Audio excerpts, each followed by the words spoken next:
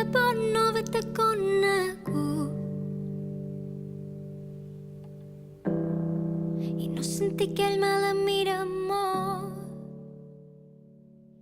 És peculiar perquè el primer concert que van fer almenys en Biel, diria jo, perquè va ser aquí en el Corral, just aquí darrere. Teníem un grup que feien versions i nosaltres volíem fer el que feia en Jorra, en Roger, en Dani i tota aquesta gent. I a poc a poc van anar com centre cançons. I això hi van conèixer a Carme i moltes ganes fem projecte per 4 junts. I d'aquí va sortir Reina, no? Quan érem per Barcelona.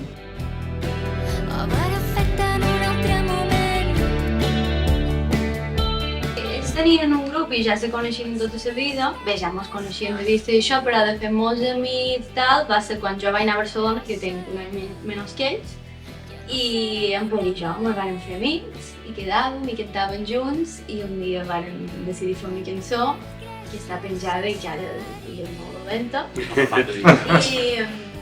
Però va començar així, perquè la cançó millor me s'anava a fer dolenta. Nosaltres vam començar un poc a l'hora, nosaltres tres. Recordo que va ser un poc aleatori la manera en què vam decidir triar els instruments i jo me'n recordo que un dia era que nostre i sortia i el meu germà m'ho vaig topar que estava en l'ordinador i em diu tu saps què és un baix elèctric? I jo, no, ni idea, no sé què. I m'ha dit, mira, pues això és un baix, no sé què, tal. I jo, vale, i allà on anava era per trobar-nos amb ells i vaig dir, jo seré baixista. I aquí va descobrir que era un baix 5 minuts abans. I va ser un poc això, que va ser com un poc random, també la manera que vam començar i els assajos i tot un de classes i un poc així.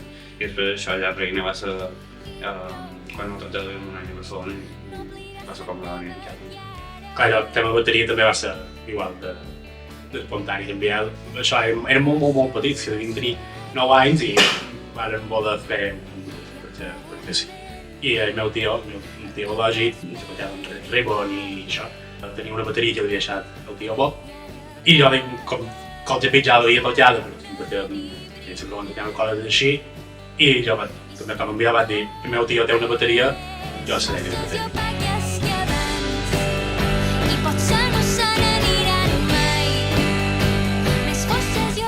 No, per nosaltres és molt important i és fonamental. Sobretot perquè veiem grups que és gent amb qui podem haver compartit coses fora de la música, de que els coneixes, de que els trobes per mig, de que els coneixes anant a un concert o el que sigui, i que són grups que, des de la nostra opinió gens esbiaixada, són molt millors que molts de grups, molt reconeguts, vull dir.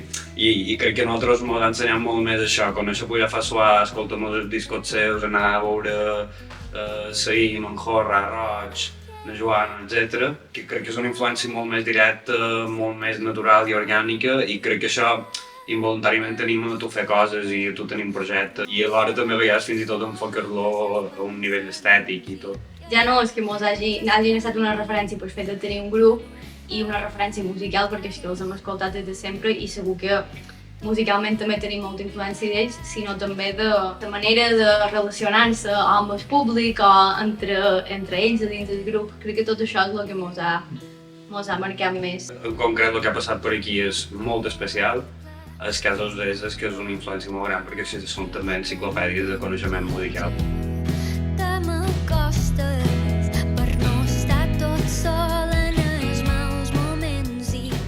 Sí, jo crec que a vegades m'hem hagut de plantejar, vull dir que no sempre ho entenc gaire clar, però precisament d'això que xerràvem ara de les referències dels grups aquests, això ens ha ajudat molt a veure que lo important no era si això té una rebuda supergran, si ens coneix la gent o no, i amb molta sinceritat és que això és la part que ens és més igual. Ens ho passam bé tocant, ens ho passam bé fent cançons, i això és la premissa.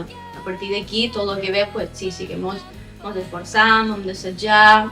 També és vera que quan vam començar fa 6 anys, crec. Clar, érem més petits, jo tenia 17 anys quan vam començar i teníem tot el temps del món, ara pues, fem feina, estem plantejant el nostre futur, suposo, i sí que és més difícil. El tema de les constància és que ja t'ho dic, com que ho veiem tan poc com una feina, com que no ho veiem com un esforç, vaja. Vull dir, com a partir de la premissa de que això ho fem per passar-nos-ho bé i perquè ens agrada molt, a partir d'aquí l'altre surt tot sol. Teníem ara ja no.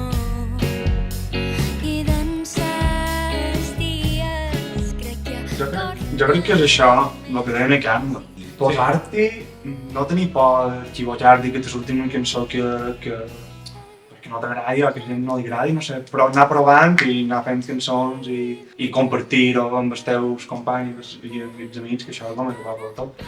Sí, i no tenim com no voler d'un primer moment arribar molt fora, és a dir, que ho facin com que facin el que realment els agrada i que venint de tots els referents que vulguin i que no ho facin amb un objectiu final de només fer-se coneguts o d'arribar a molta gent i de tenir molta bona rebuda, perquè les coses se fan a poc a poc i voler arribar molt en fora d'un principi pot fer l'efecte contrari de al final costa i no veure el reconeixement des d'un principi pot tirar enrere i seria una pena si qualcú amb ganes de fer coses per això, per ho deixi de fer. ja no té importància.